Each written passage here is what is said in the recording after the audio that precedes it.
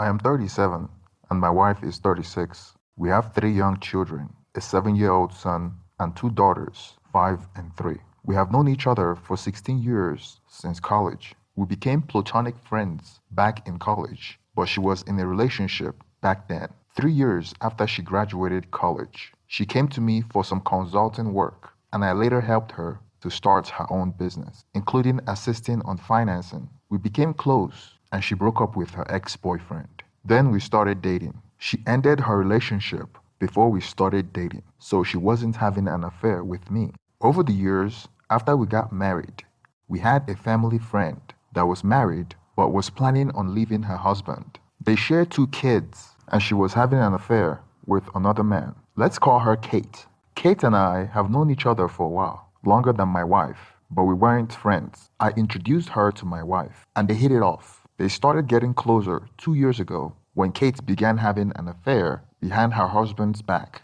And now, they're both best friends. During the period Kate was committing an affair, she would tell my wife about it. She would give her play-by-play updates, like a soap opera. They would spend hours discussing it and getting all excited like schoolgirls. It was almost like an adventure or some kind of scavenger hunt to them. Really depressing for me to observe. My wife never talked about it with me. In fact, she tried to hide it from me and refused to tell me what they are talking about when I asked her about it. However, I heard bits and pieces of it while she was on the phone. It is hard not to overhear them talking on the phone about it. Kate's affair wasn't just about a quick fling. She was trying to leave her husband because she was now in love with the affair partner. She continued on with her marriage because she wanted to be properly compensated when she finally divorced him. So she was getting her ducks on a row. I didn't hear much, but from the little I heard, they were having an affair on her husband's dime, and I felt bad for him. It was really uncomfortable for me how they were laughing and having fun over trying to break up a family with little afterthoughts of the husbands and the kids. Kate and her affair partner were having excess at the hotel and in their family home when her husband was not around. Sometimes when he travels, she would invite him to her matrimonial home, even while their young kids were under the same roof. I was really upset about this. I felt like I should do something. Although I knew her and she's close with my wife, I don't like her. I merely tolerate her because of my wife, and we weren't really close enough to talk about such matters. Additionally, I couldn't expose her openly. Why? I figured she would be angry at my wife because she would think that she told me about it. Moreover, I had proven that she's a bad influence on my wife, and she might put some bad ideas in her head. And that was exactly what happened. My failure to cut ties with her would come back to haunt me. I have met her husband on several occasions, and we have been invited to their anniversaries and their children's birthday before. He's a nice guy. He made good money in real estate. A stand-up guy, really kind and meek. So I couldn't figure out why she would want to leave a guy like that. Especially when I found out that the affair partner she was cheating with was lower on the socio-economic ladder. From the conversation I heard, she was waiting for the right moment to use the children to financially wrangle him in a favorable divorce settlement and some child support so she could live happily with her affair partner on her husband's dime. I couldn't just sit there and watch this happen to this man. In my state, the law is skewed towards the victim of infidelity in a divorce settlement. I was going to do something about it, but without anyone's knowledge, I decided to send an anonymous letter to her husband, informing him about his wife's affair. After I sent him the anonymous letter, informing him that his wife was inviting her affair partner to his home when he travels, the betrayed husband was able to stage a sting operation to catch his wife red-handed. He pretended that he went on a trip, then returned back in the middle of the night and busted her in his bed with another man. The affair partner was lucky to escape with his life because the betrayed husband had a gun with him, but didn't use it. Needless to say, the betrayed husband got the better of her during the divorce settlement. In my state, divorce is usually 50-50 unless infidelity is involved. Then the percentage is skewed towards the faithful party. Of course, she was upset about this and cried to my wife about how selfish and greedy her ex-husband was and how he wanted her to be a slave and didn't want to pay her what she deserved, etc., etc. It was a nasty divorce, but the husband came out on top. We sort of cut ties with her ex-husband after the divorce because my wife was more of a friend to her than her ex-husband. But at this point, I didn't enjoy hanging out with her, but my wife does. I didn't bother to tell my wife what I thought about her best friend. I just thought my wife enjoyed the drama and liked talking on the phone, so I didn't see any harm in it. Fast forward about a year ago, Kate was now divorced. Her affair partner was now her boyfriend.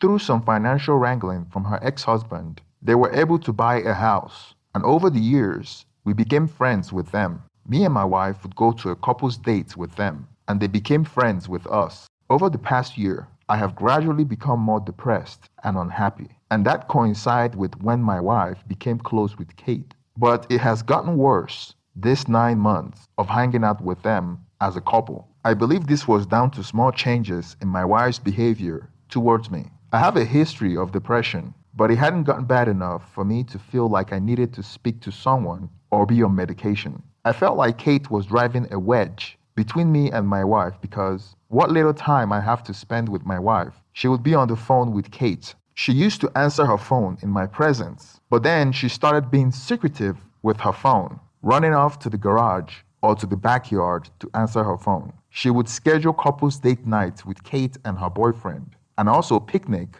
with the two families when she knew that I couldn't make it. She started becoming more distant at home, playing shows on the television that she knows I couldn't bear to watch to put me off when I joined her in the living room to spend some time with her. She would sit with me for 5 minutes, then leave to go to bed. It happened several times, and it started affecting me more and more. The small changes were nothing when taken individually and creeped in slowly, but over time accumulated and started to make me feel isolated, lonely, and unloved. This lowered my mood over a period of 6 months to the point that I really felt like it may be time for therapy. I reached a breaking point a month ago when my wife told me that we would join Kate, her boyfriend, and her kids on a Friday evening for a games night at their house. I felt excited because I thought maybe my wife has come to realize that she hasn't been including me in many of her activities and has realized that she has been moving away from me. Little did I know that the only reason I was invited was because it was mandatory couples night. The plan was to drive to Kate's house, where they hired a babysitter for their kids, and the babysitter would watch our kids as well, so we could go out to a couples event that was hosted by one of my wife's clients that would later turn out to be her affair partner. It was a casual event at a restaurant. The restaurant was nice. It was lavish, and all meals paid for. We sat at a 4-seat table, one couple facing the other. My wife spoke with Kate extensively, and Kate spoke with her boyfriend as well. They were all having fun, and never at any moment did any of them turn to talk to me. I felt isolated. I felt like I was intentionally being sidelined from the conversation. I felt ignored. I tried to join in, and it was awkward. Their responses were short, not rude, like the air got sucked out of the conversation, like I just interrupted their fun. After the restaurant, it was a quiet ride to Kate's house to pick up our kids. My wife wanted us to stay at their house for some games, but I told her that we needed to leave because I wasn't feeling well, and I said that in front of Kate and her boyfriend. On our ride home, my wife started blaming me for ruining the night. She made me feel like I was the biggest meathead, obnoxious and friendless, a lost cause with no hope that others merely tolerate because of my financial success and because I was married to her. When I responded to my wife that I felt like I was being ignored and everyone was feeling awkward towards me, she said that I had been the one that was acting awkward with everyone. She said that Kate asked her why I was being so quiet. Kate apparently told my wife that I was acting strange and moody and was inquiring if they had done anything to annoy me. I was so low at the moment that I internalized that comment to the point that I broke down when I was alone. I felt like I was perceiving a different reality than everyone else, and my mindset was altering my perception of the external world, creating things that are unreal, and feeling like my wife is distant, and distorting every action she takes as a negative reflection towards me. However, to me, it was clear as day that my wife is being distant from me. We haven't had intercourse in 3 weeks, and she had been rejecting intimacy with me for months now, using one excuse or another. After our last daughter was conceived 2 years ago, we decided that we have had enough children. So I had a vasectomy to prevent my wife from getting pregnant again because it wasn't recommended that my wife be on birth control due to all the side effect that comes with it. After our conversation that night, my wife refused to spend time with me. She went and stayed with the kids till I fell asleep. Then she came back to bed. She wouldn't allow me to touch her, and it went from bad to worse over time. She was deliberately avoiding intimacy with me. Then one day, my wife called me and told me that she was going to be home late. So I decided to take my kids out to get some fresh air and take in the sun. I took my son and 2 daughters to the park for a walk. I was pushing my 2 daughters on their twin baby stroller while my son was beside me. My wife was still at work at that time. She normally takes them out on their strollers. I remember looking for a baby pacifier on my kid's diaper bag. I know my wife normally keeps them there. She uses the bag when she is out with my youngest daughter. I was searching through the bag. Then I saw something that I didn't know what it was. I would later find out that it was my wife's Plan B, or morning after pill. I didn't immediately know what it was. I thought it was something that had to do with the kids because it was obviously in the diaper bag. It says on the plastic container, Plan B 1 step. Out of curiosity, I took a closer look at it and I read the instruction to understand what it was. After reading it, I understood what it was. So I was wondering, what was it doing in the baby's diaper bag? Or why would my wife be in possession of a Plan B? I thought maybe our babysitter left it there, which would be strange because the babysitter was an old woman. Why would an old woman need Plan B? Additionally, the babysitter rarely used that bag and never take the kids for a walk. So many thoughts were running through my mind at the time. So I left the Plan B pack back in the bag, thinking that I would confront my wife when she returns home. When I returned back home after taking the kids for a walk, I didn't remember to remove the Plan B pill out of the bag. The following day, in the evening, I remembered about the pill and went searching for it in the bag, and it was gone. That was really upsetting because I started doubting myself. Maybe my mind was playing tricks on me. I can't tell what is real. Was the morning after pill I found real? What happened to it? Why was it there? It doesn't make any sense for it to be there. There are no viable explanation for it to be there. Was I mentally ill and being delusional? Could I accidentally take my own life thinking something else? I was thinking that I was a danger to myself and my family. My panic escalated and I became completely incapable of forming coherent sentence. I didn't bring up the pill with my wife since it might show evidence of my further mental demise if she denies it, which she would have. The pill was a turning point because the memory was so vivid that it couldn't have been a dream. I tried to justify it by saying that she was holding it for someone she knew couldn't or wouldn't buy it. Maybe doing a friend a favor or helping them. I know that's a stretch, but I had to find a way to sleep at night. The following week, it bothered me so much that I tried to indirectly bring it up in a conversation by saying that excess was more fun when I knew she was going to get pregnant. She responded that it wouldn't be for her because she doesn't want to have another child. I replied that she could just take a morning after pill. Then she said that she would need to be going to a pharmacist every day to buy one and be on birth control every day. I jokingly replied that I thought she was already on one, and she gave me a strange look, wondering why I was bringing this up since we talked about this years ago and decided that me having a vasectomy was the best option. I responded by saying what? I asked her directly, when was the last time she took a morning after pill or a birth control? She was confused by the question because she assumed that I already know the answer to that question. She then said that she hadn't seen a morning after pill or birth control for years and wouldn't even know what it looks like. Confused at this point with my mind racing, I asked her whether she had taken a morning after pill recently, and she said no, saying that the last time she took it was when she was in the university.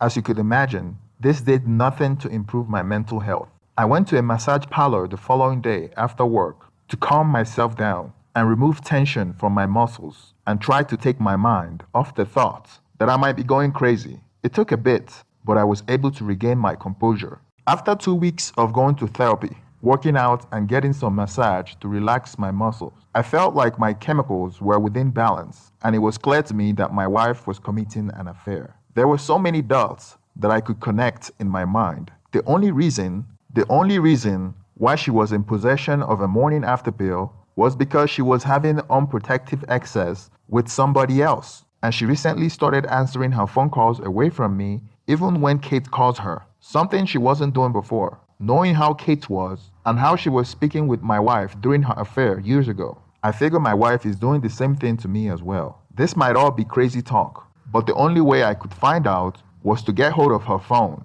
and find a way to listen to that conversation. Since I didn't know how to gain access to her phone call, I decided to purchase 4 voice-activated recorder. I installed one in her car, another in my car because she normally drives my car as well, and I installed one in the living room and another one in my backyard where she runs off to answer her calls. It took only 2 days to find a treasure trove of evidence that she was having an affair. And sure enough, Kate was in the middle of it. She knew all about it and encouraged her to continue the affair and find her happiness. After the discovery, instead of feeling sad and more depressed, I felt relieved. I was back to normal. Never felt better mentally in the past 9 months. What I heard on the voice-activated recorder confirmed everything that I had suspected and felt. It showed me the lies I had been told and the extent of which Kate and wayward wife had gone to construct the situation that allowed my wayward wife to meet with her affair partner.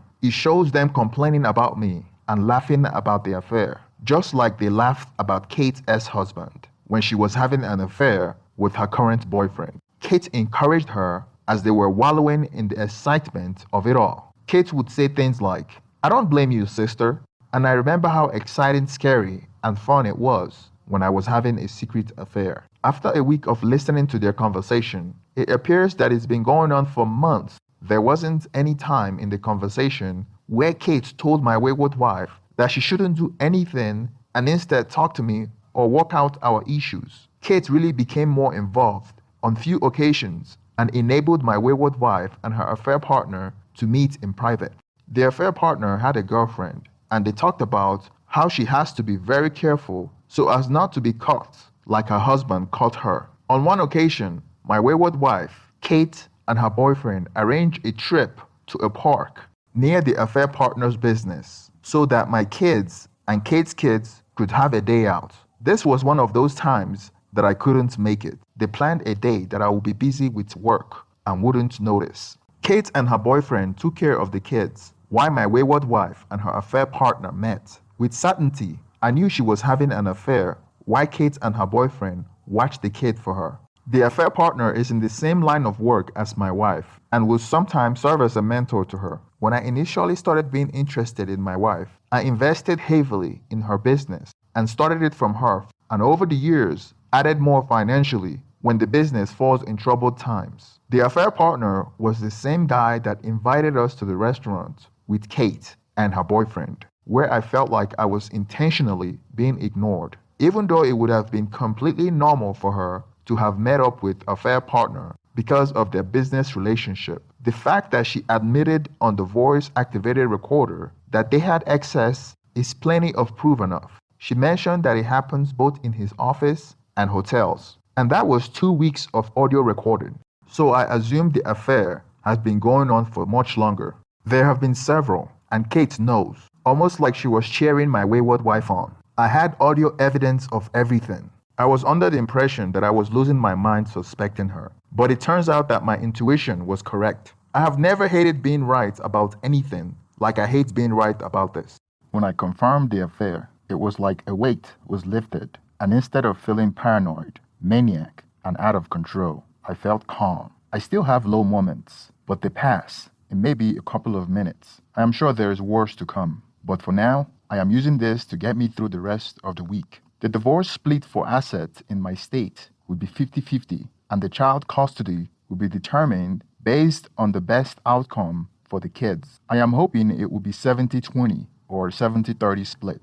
In my case, if I could provide proof of infidelity, I am not sure whether the voice-activated recorder alone is strong enough evidence. The research I have done so far says that it comes down to catching them on the act. And I quote, "Woman, kissing or engaging in other acts of affection." I'm not sure what other acts of affection is defined as, whether recorded calls between her and her affair partner counts as such. But I need to consult a lawyer to get some clarity. I will be patient and play it close to my chest to see if I can collect more evidence so I will have a stronger case. Regardless of a beneficial split, I will still be taking a hit because even though she has her own business, her income pales in comparison to mine. I have always been the breadwinner. She spent most of her income on herself, while mine is used to pay all the bills, including mortgage, for the past 12 years. I helped her set up her new business, supported her, and tried to give her and our kids the best life I could. But she turned on me and started cheating on me. I have a meeting with my new therapist today, and I read a bunch of articles, and they have helped me gain some perspective, though I have barely eaten for the past few weeks since discovery and slept maybe a total of 15 hours. I have told a couple of friends of mine, and they act as support network. I am going to add more, but want to keep the footprint small for now, as my wayward wife have no idea I know. None of the friends I told are mutual friends, so it's easier to control the message. Moreover, I needed people to speak to besides my therapist, because it is tough acting normal around my wife, knowing that she's carrying on an ongoing affair. My plan tomorrow involves removing the kids from the house for a few days, then begin the confrontation in the evening. What shocked me most was the devious deception. Even when I clearly heard her talking with the other man about how he made her feel and how she loves him, she was still telling me she's happy,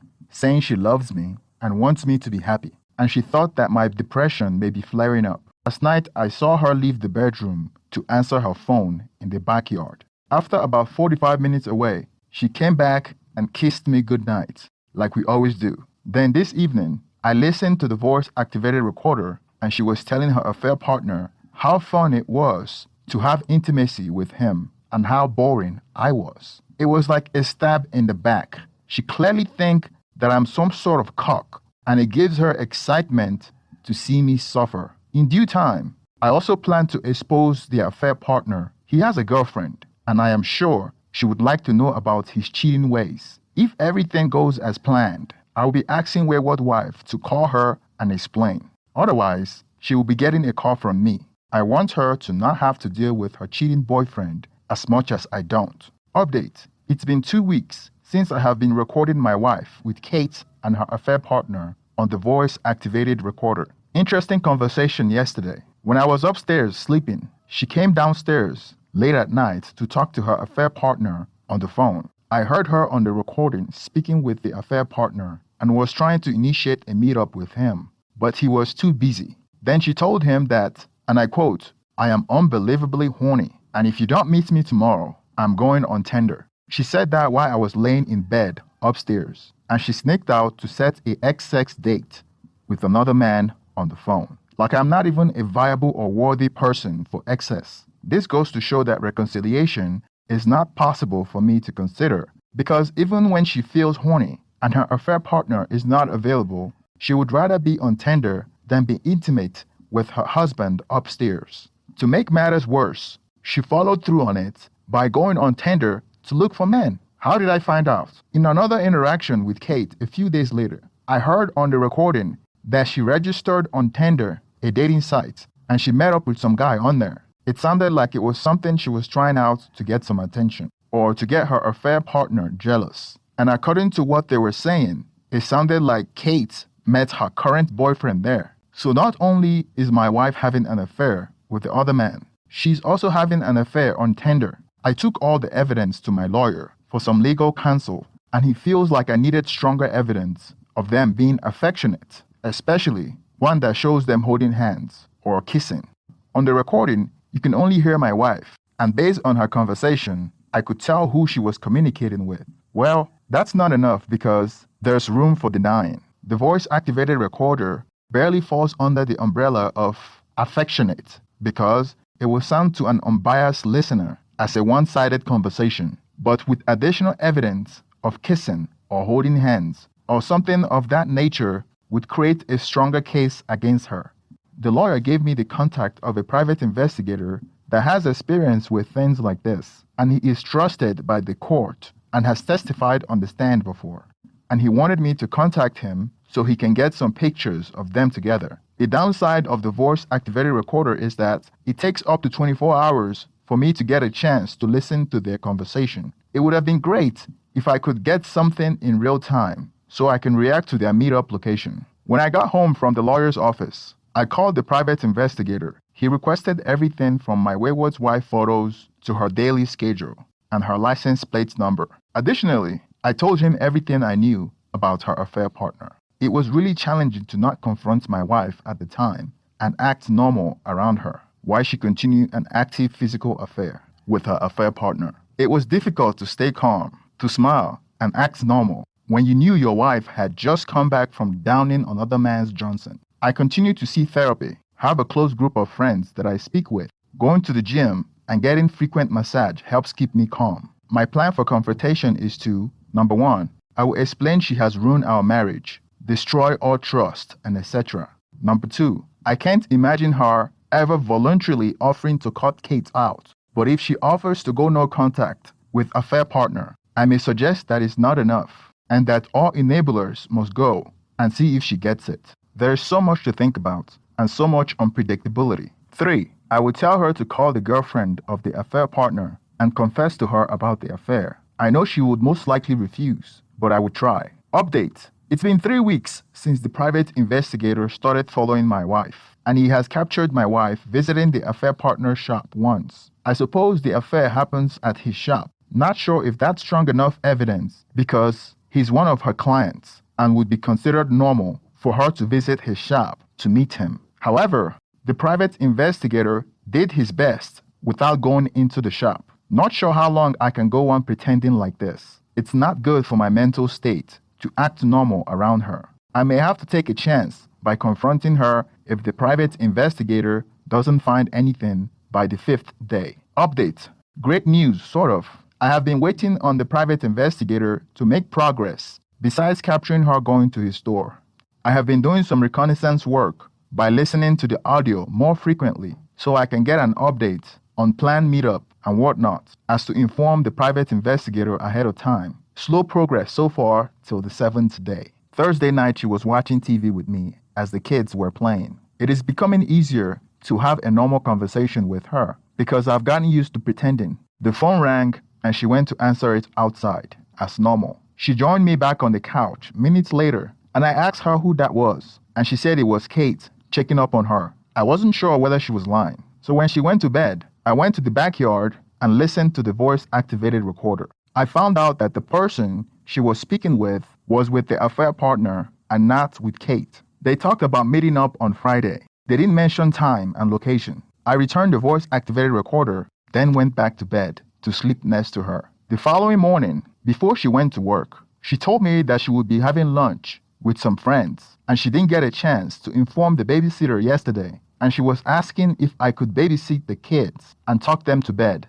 because she didn't know what time she would be coming home. I agreed, and she said she loves me before she left the house. That was my cue to know that she was meeting up with the affair partner after work that day. I informed the private investigator to be on her tail. I was thinking that 3 weeks since affair discovery, I now have a chance to capture some conclusive evidence of the affair so I can close this show. I was treating her with the same deceit and gaslighting that she has treated me over these past months, saying that she loves me while she was having an affair behind my back. That Friday, the private investigator captured what he considered was enough to use as proof of infidelity. It was her and her affair partner going to a restaurant after work. I was supposed to be babysitting the kids at home while she goes on a romantic date with him. They came on separate cars. At first, everything looked innocent. They weren't holding hands when they were heading to the restaurant. Looked like a professional meetup,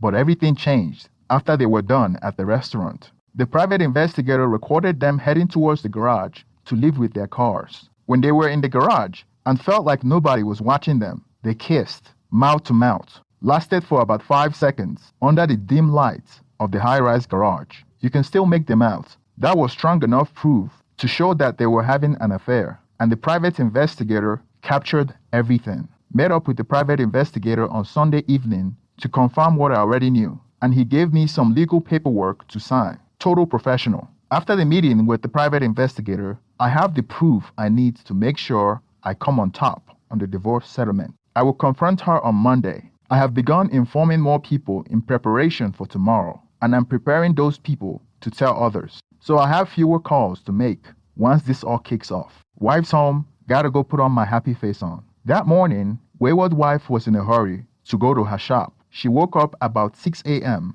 and at 7:30 a.m., she was leaving the house. Why I get the kids ready for school and daycare. We already planned this ahead of time because she normally gets the kids ready for school, but today was an exception. After getting the kids ready, I made them breakfast while I got myself ready for work. After I was done, they were ready for school, so I dropped them off at school. During the afternoon, my wayward wife dropped by at work so we can drive together. I stopped by a fast food place because she already had her lunch. Then we met up with the real estate agent to view the property. We have been trying to move for months. I wasn't interested in buying the house because I knew this marriage is already over, but I put on a happy dad's face. During the evening, I picked up my children from school, took them home and changed their uniform. I got their things ready for them to go to my parents' house because they were expecting them. I want to shield my kids from whatever outcome the confrontation tonight would have. Earlier in the day, I tried contacting the affair partner's girlfriend by phone, but she wasn't picking up.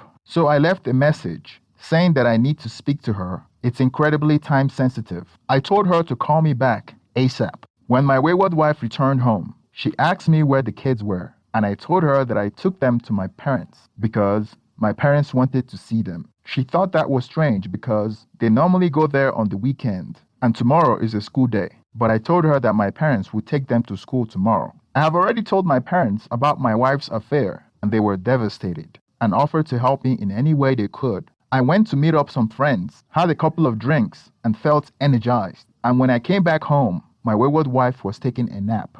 I activated my phone recorder for both video and set up a backup voice-activated recorder and hid it in the living room. Then made 2 cups of tea and sat it on the living room table. I woke her up. She asked me what I wanted, and I told her that I needed to speak to her in the living room. The stage is set. It took her about 5 minutes to arrive in the living room, but I already sat down, waiting for her. I had the camera turned on my phone, and the voice-activated recorder was on as well. As soon as she sat down, I stared at her for a few seconds as she wonders why I was staring at her. I asked her if she loves me. She said yes, of course. I asked her if she loves our marriage. She said it's the best thing I have ever done, and I'm so happy. I asked her if she loved the home that we lived in and what we have built for our family. And she said yes, we have done beyond our expectation, and she loves everything we have. Visibly irritated, she asked me where I was going with all these questions. She was sitting on the sofa with me, so I moved closer to her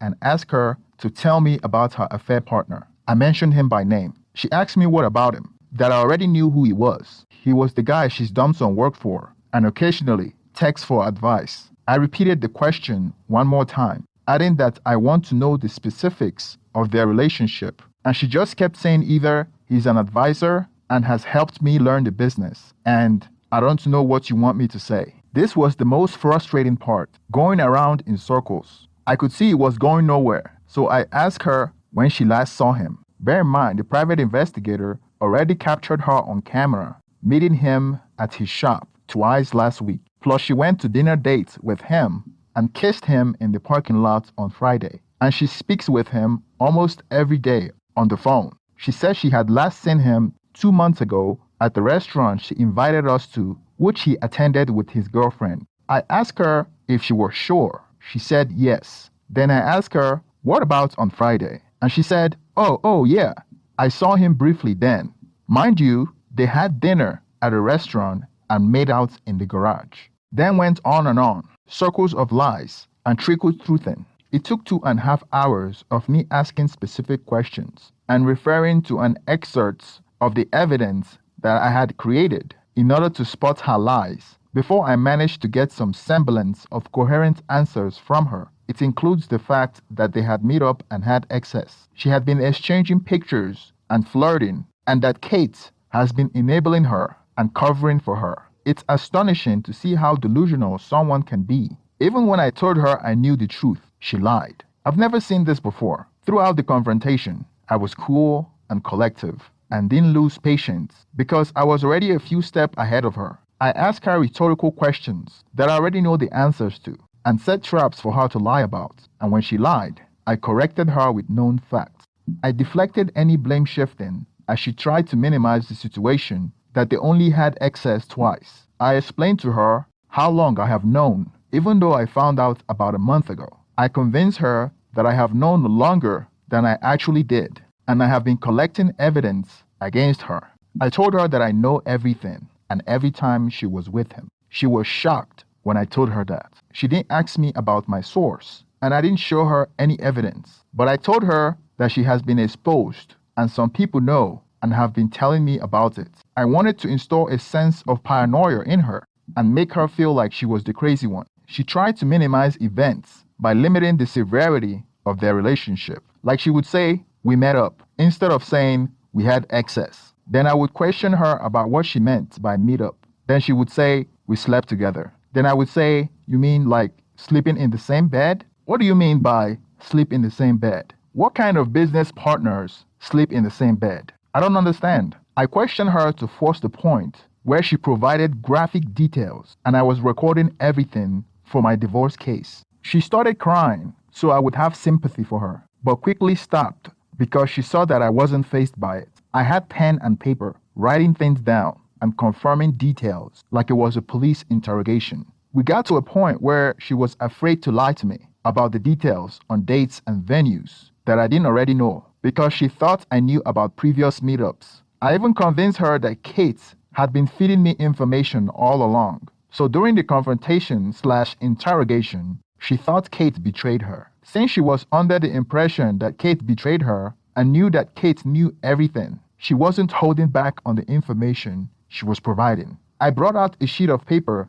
that I had ready, and I had written down the details of her affair. She was visibly shaking while writing her confession down in front of me. I bet she didn't expect the day to end like this. She didn't think she would be caught. My wife was writing down her confession. Then my phone rang. I was worried about picking it up because I had been recording my wife's confession on my phone. The number appeared to be the girlfriend of my wife's affair partner. In a split second, I was conflicted of whether to answer the phone or to continue recording. I thought now that I have my wife in such a vulnerable position, the icing on the cake would be to get her to admit on the phone to the girlfriend of our affair partner that she had been having an affair with her boyfriend. Moreover, I still have the voice-activated recorder as backup. So I made a fateful decision to answer the phone. I picked up the phone in front of my wife as she was sobbing and writing her confession.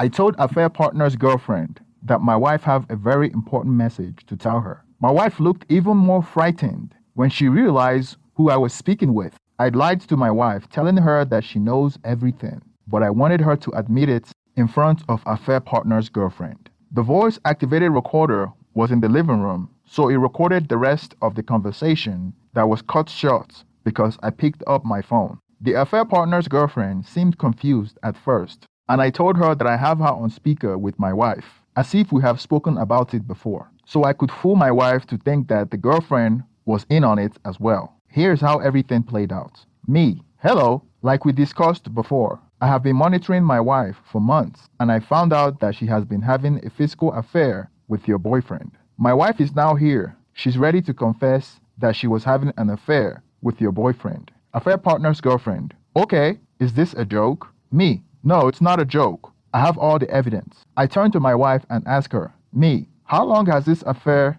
with the affair partner been going on? My wayward wife hesitated, and I told her to answer the question. Wayward wife, it's been going on for 9 months. Me, how many times did you meet him for X in a week? Wayward wife, about 2 times. Affair partner's girlfriend, oh my God, I knew it. Affair partner's girlfriend then kept silence when I interjected with another question addressing my wife. Me, you mentioned that you mostly did it at his shop and hotels. Is that correct? Wayward wife, yes. Me, who initiated it?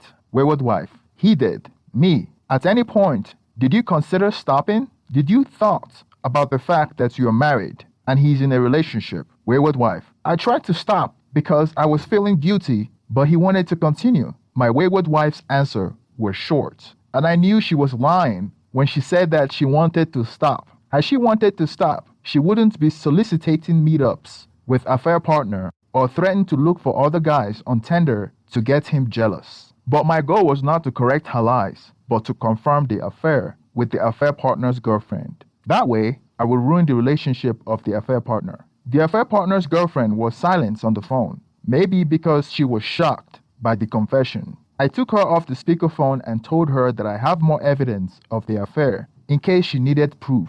I left her with a message that I was sorry that she had to hear about it this way, but I felt like she needed to know the truth about the man she's in a relationship with. I knew they were planning on getting married and recently had a big purchase, and I was glad that I can put a wrench on that. Thank you for making it to the end of this video. Please go to the description below for part 2 if you're interested, and make sure you like and subscribe. Thank you.